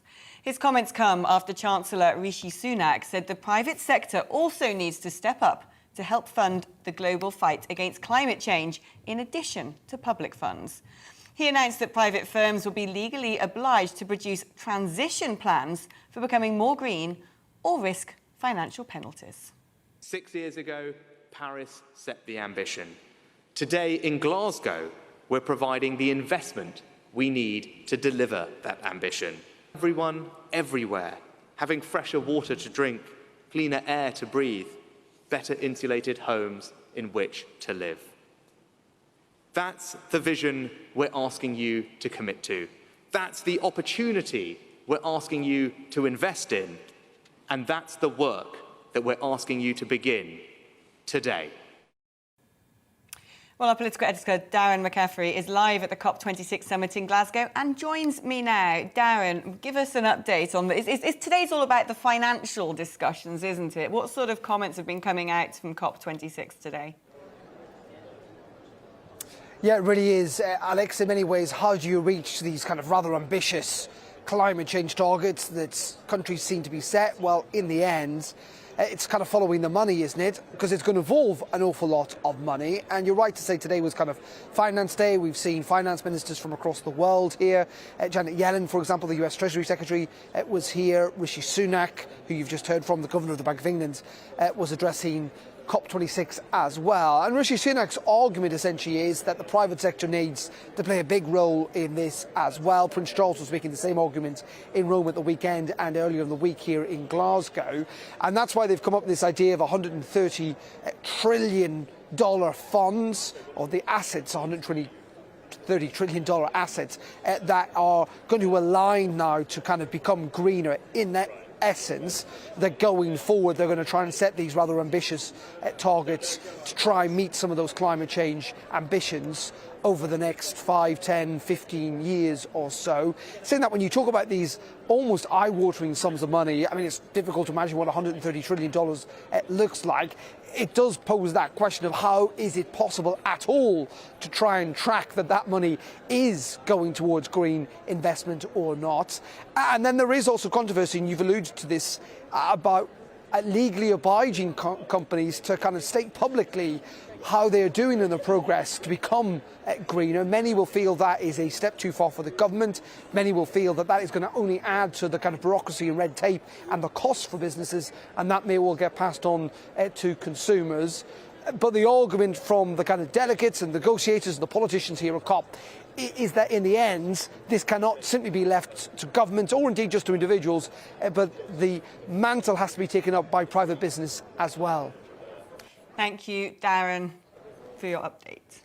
Still to come on the afternoon agenda, we'll be hearing more on our issue of the day, which is, can the European Union survive? And you, the viewer, as per usual, will get the final word. But first, it's time for the news headlines with Tamsin.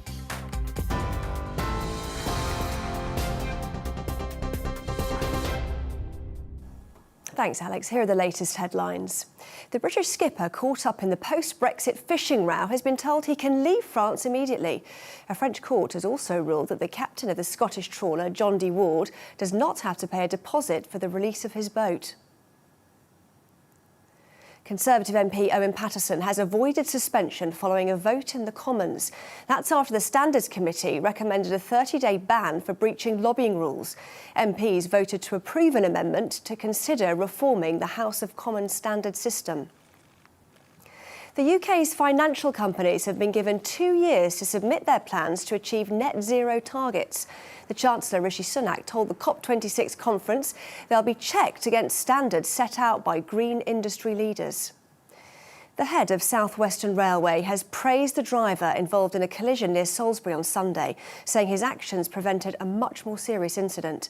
Investigators say the train ran 220 metres past a red signal before hitting another train. The driver attempted to apply the brakes, but the wheels slipped on the tracks and it didn't stop as it should. The number of migrants crossing the English Channel has topped 20,000 this year. That's double the total for the whole of 2020. Yesterday, UK authorities rescued or intercepted 456 people who had navigated busy shipping lanes from France in small boats. Well, those are the latest headlines. I'll bring you a full news update at the top of the hour.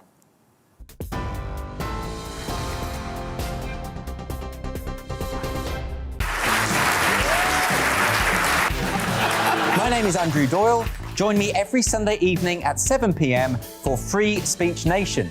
This is a show where we address current affairs and news stories of the week with the help of two wonderful comedian panellists. I brought in comics because I want to give it a lighter edge, and also they work for less. See you there.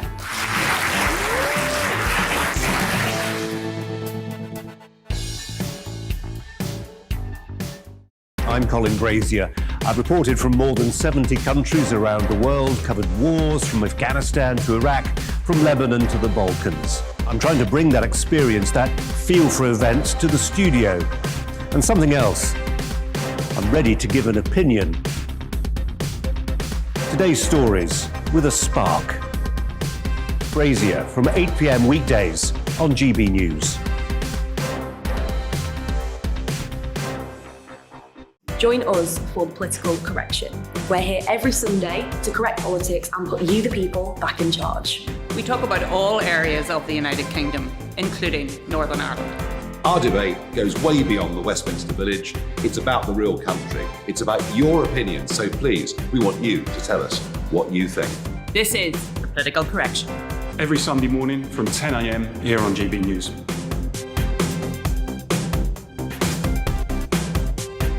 Hi, I'm Patrick Christie's. And I'm Mercy Moroki. And we're hosting a show right here on GB News, 9:30am till 12pm, every single weekday, called To The Point. We're going to be talking about all the big issues that matter to you at home in Britain. Absolutely, whether it's holding politicians to account, discussing what's taking place in the Channel, banging on about law and order, we're not afraid to do the absolute lot of it. Yes, and if you're thinking it, you can guarantee that we'll be saying it. Make sure you're here 9:30am till 12pm, every single weekday, right here on GB News for To The Point.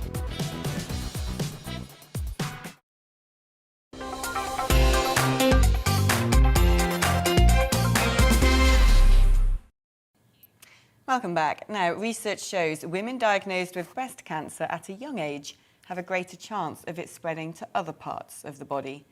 A global study on the disease found those under the age of 35 appear to be more at risk than those aged 50 or over. Around 1,000 women in the UK die from secondary breast cancer every month. Dr. Catherine Millington Sanders, who is a GP with a special focus on cancer, raises awareness to help people to get to know their body and to stay healthy. She joins me now. Thank you so much for joining me, Dr. Millington Sanders. It isn't particularly news to me as such that breast cancer seems to be far more aggressive in younger people from those I know who have suffered and indeed died from it. But how important is this finding today in helping young women especially to be vigilant about checking for signs of breast cancer? I think it's really important and brilliant that we're actually raising the profile of breast cancer and breast cancer awareness, checking for signs and symptoms. So as you mentioned, a large number, 11,000 people die every year, but 1 in 7 UK females will be diagnosed with breast cancer in their lifetime. And also not forgetting a small proportion of men are also diagnosed in their lifetime. So it's roughly 150 new cases every day. So 3 out of 4 people will actually survive. So we need to talk about the good news parts as well, because our treatments have definitely, thanks to research, improved. Certainly since I started medical school, we've seen great improvements. And so 3 out of 4 people survive for more than 10 years. But a quarter of breast cancer cases are actually completely preventable. So you've got age is obviously a risk factor that we can't do anything about because we all get older, and genetics also, we come with our own genetics, and strong family history of breast and ovarian cancer are also bringing a risk. But then we look at these avoidable risk factors. So things that can increase our risk of breast cancer, but we can actually do something about. And so that's things like alcohol, so either not drinking alcohol or sticking under your recommended daily limit. And hormones, things like HRT and oral contraceptives, being overweight and inactive, so increasing our activity levels and losing weight, or being a healthy weight rather, is something we can all aim for. The second part of looking at this, no matter what your age is, as a GP, I would encourage just everybody to be really breast aware. So everybody needs to know whether you're male or female, you've got a loved one, or you're checking your breasts yourself.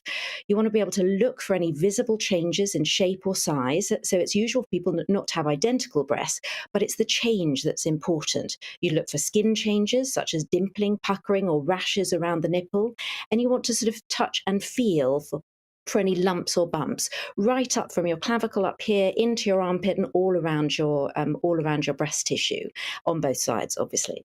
And then you'll be checking for any discharge from the nipple that could be creamy, clear, or blood-stained. So any of those symptoms, I would encourage as a GP for you to go and see your GP or healthcare professional just to have a check, even if you've recently had a clear breast screening. And don't wait for your next breast screening appointment. So then we come to the difference between that someone, if you've got symptoms, you need to go and see a doctor as soon as possible to have that checked. So then we look at the other side of it, is the regular screening programs. So in the UK, we've got 1,300 lives are saved every year in the UK from breast screening, and that's mammograms typically. And this is when you have no symptoms. So you'll be called roughly from the age of 50 all the way to 70 every 3 years to have a mammogram. And I'd also encourage everybody that hasn't had a mammogram on their regular side to make sure you're up to date and make sure you get your regular 3-yearly approach. If you haven't heard, then you need to get in touch with your GP or the local screening unit. And so that's the important part. So when we're looking at this paper, which was an analysis of 400 studies, which found the risk of secondary cancer, as you mentioned, which ranged between 6 to 22%. But there are a large range of factors that were included within that. And it's important that they're taking into consideration all of those risk factors, which obviously, as the research is is doing. And so there's roughly about 1,000 young women under the age of 35 that's diagnosed with breast cancer each year. So then we look at what are the ways that we can do, as we've mentioned, to reduce that risk of spotting a cancer early, because the earlier we find a breast cancer, the quicker it is to get to treatment and the more curable it's likely to be. And as you mentioned, in young women, it is likely to be more aggressive for some people, and it's also dependent on the specific type of cancer that's being diagnosed. So some are more likely to be present within younger females. So the question is both a combined approach. So if you've got a strong family history, you've got a genetic BRCA gene, then you would basically be making sure that you would be presenting to the GP earlier than your normal screening time. And then there are conversations to be had about whether you'd need to start early surveillance. So that might be MRIs or ultrasounds or mammograms at an earlier age. But either way, the key part is to continue checking from an early age to make sure that you're checking your breasts on a regular basis, and preferably on a monthly basis. Just either pick a regular time of the month, a year, a regular time every month to be checking your breasts. And it's really simple to do. And if you're not sure, look online. There are lots of ways that can teach you how to do that. Dr. Catherine Millington-Sanders, thank you so much. And let's hope that, someone watching today is just reminded to be cautious and do those checks. Thank you so much for reminding all the women out there the importance of screening yourself and taking things like mammographs very seriously. The sexual abuse case featuring Prince Andrew is due a pre-trial hearing at a court in New York today. The Duke of York's legal team are attempting to turn the tables on his accuser, Virginia Giuffre. Giuffre alleges that she was forced to perform sex acts with Prince Andrew. He denies the claims, and his lawyers are arguing that, in fact, she helped traffic girls for the billionaire paedophile Jeffrey Epstein. Well, former royal correspondent and commentator Michael Cole joins me now. Michael, it's a pretty aggressive strategy by his lawyers. Do you think it's warranted? Do you think this is going to work for him, or could this blow up in his face? Alex, the law in America is something of a combat sport. And having not wished to engage in this legal action at all, the prince is now putting his champions into the lists to fight for him. And by the 35-page pleading that they have entered, that is precisely what they're going to do by attacking the character and the motives of Mrs. Virginia Giuffre, as she now is called. It's worth, I think, just recapping that this all happened in 2000.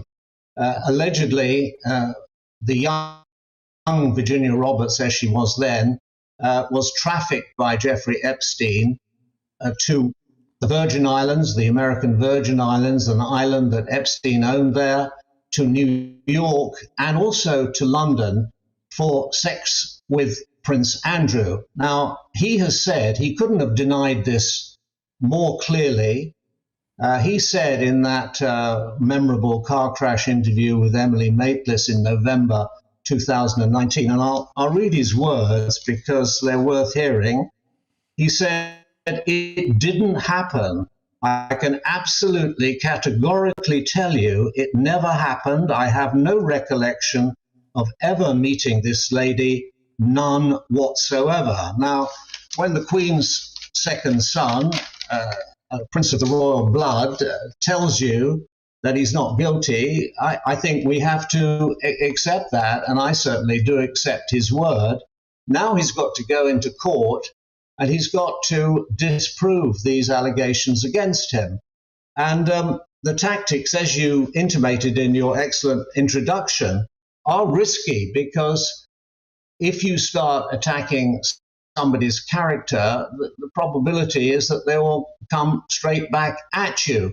But the allegations that are going to be made by his legal team are that Mrs. Giuffre, as she now is, she was 17 at the time, but she's now a lady, a mother of 3 children living in Australia. They're saying that she's aiming for another payday. That means because in 2009, she did reach a legal settlement with Jeffrey Epstein, who was still alive then, and she was paid a certain amount of money. And apparently that agreement, which hasn't been made public, and indeed Prince Andrew's lawyers haven't seen it yet, that absolved other associates, whether they were guilty or not, of Epstein, of being legally challenged by her. So it disqualified her from taking action against anybody else, and Epstein too. Now, Alan Dershowitz, probably the most famous lawyer in America, who was an associate or certainly a contact and acquaintance of Epstein, he says, or has said, that Prince Andrew is covered by that settlement that was reached in 2009 when a certain amount of money was handed over. It's also worth remembering, Alex, that this is a civil action. Prince Andrew has not been accused of anything of a criminal nature whatsoever. And he, of course, is innocent until proven guilty. And were this case to be decided and damages were to be awarded, there is no certainty that a judgment could be enforced in Britain, because America's jurisdiction doesn't run in Britain. Here in our great country, the law is administered in the name of Prince Andrew's mother, the Queen, in the Royal Courts of Justices, by judges appointed by the Queen after arguments by Queen's Counsel. I think it would be an extraordinary thing if the British courts were to enforce a judgment against the second son of Her Majesty. Yeah, indeed. Well, listen, thank you so much, Michael, for giving us such comprehensive analysis, and do come back on and keep us updated. This is definitely not the first time we're going to be talking about this. That's Michael Cole, former royal correspondent and commentator. Well, time to go back to my main topic today on the afternoon agenda, which was the EU. Now, before you get the final word, let's get the view from France and speak to leader of France's Génération Frexit group, Charles-Henri Gallois, an economist who wrote the book Les Illusions économiques de l'Union européenne. Charles-Henri, always good to have you on. He's a good buddy of mine, by the way, Charles. So let's talk a little bit about the economics of the European Union, because it's your opinion that over the next few years, with the European Recovery Fund, things are going to get a bit difficult for the euro. Yes, you have two parts, let's say. You've got the recovery fund and you've got the current inflation. You know, the European Central Bank is saying this inflation is only transitory, but I don't think so. When you have all that amount of money with the quantitative easing fueling the economy, you will see it then on the prices. And the issue for the EU is that if they want to maintain low public interest debt, they will have to maintain this quantitative easing. But if they don't do it because of inflation, if inflation is too important to be, let's say, assumed by the government, and you have social and economics issues, if they need to increase this rate, you will have many difficulties for the southern country. You know that Greece, the public debt is more than 200%. For France, it's 115%. It's more for a country like Italy, and all these countries will have issues, and they will face this problem. Or they leave the euro currency because you cannot support high interest rates on an overvalued currency, which is the case for all the southern countries.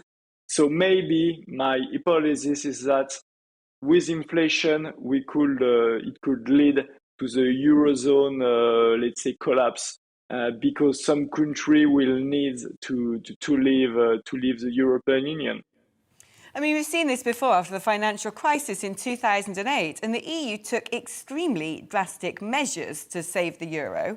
And I would anticipate, if what you're saying comes to light, that they would do so the same again. Do you think this time it's going to be different, that the peoples of Europe will say, not again? We tolerated this a couple of decades ago. We're not going to tolerate this once more.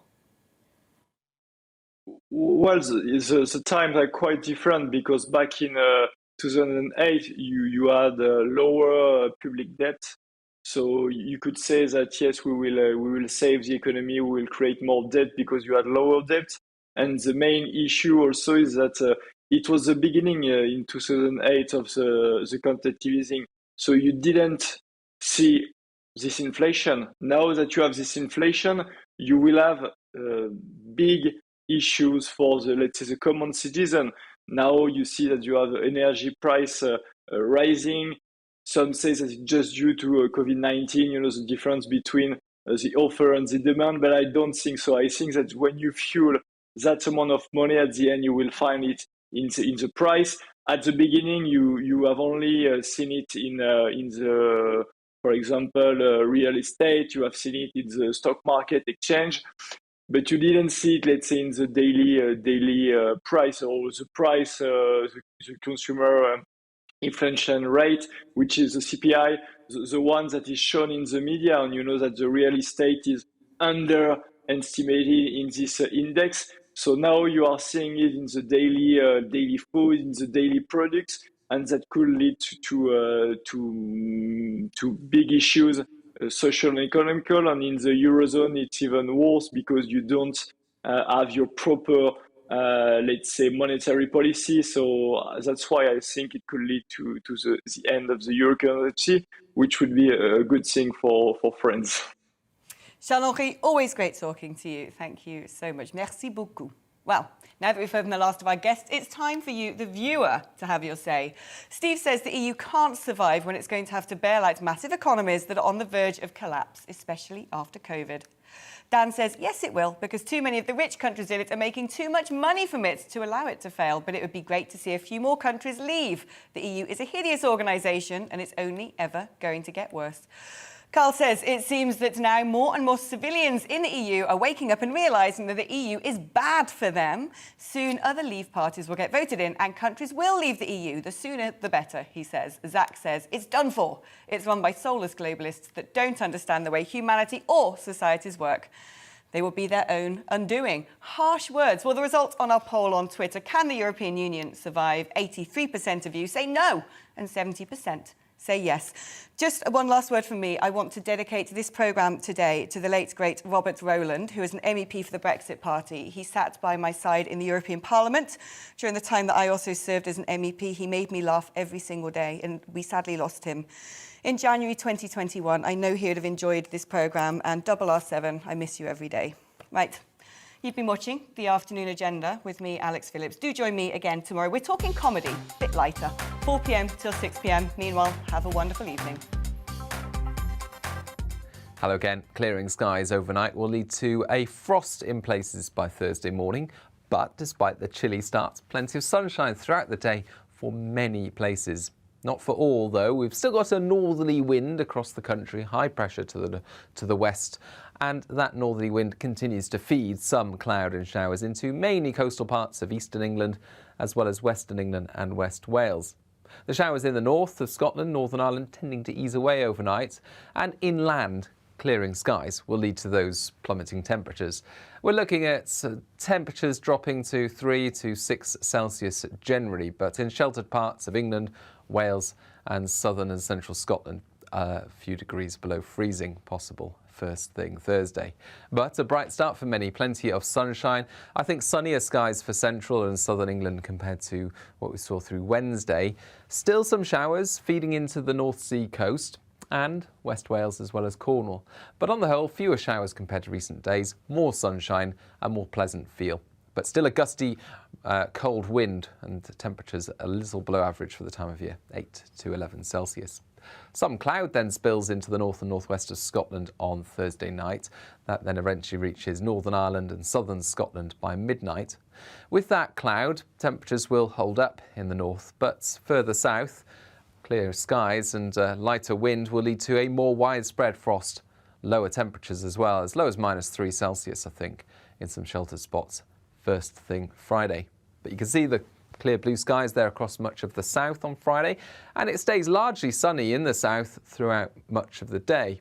But thicker cloud feeds into the north and more especially the northwest, where there will be some light outbreaks of rain. More unsettled weather in the northwest through the weekend, drier further south and turning a little milder for all of us. Join me, Mark White, here on GB News. For more than 2 decades, I've been at the sharp end of reporting crime and security at home and abroad. From the scourge of terrorism to the fight against violent crime and the deepening small boats crisis in the Channel. They're issues you rightly care about, and so do I. As GB News Home and Security Editor, my focus will be on the stories that matter to you.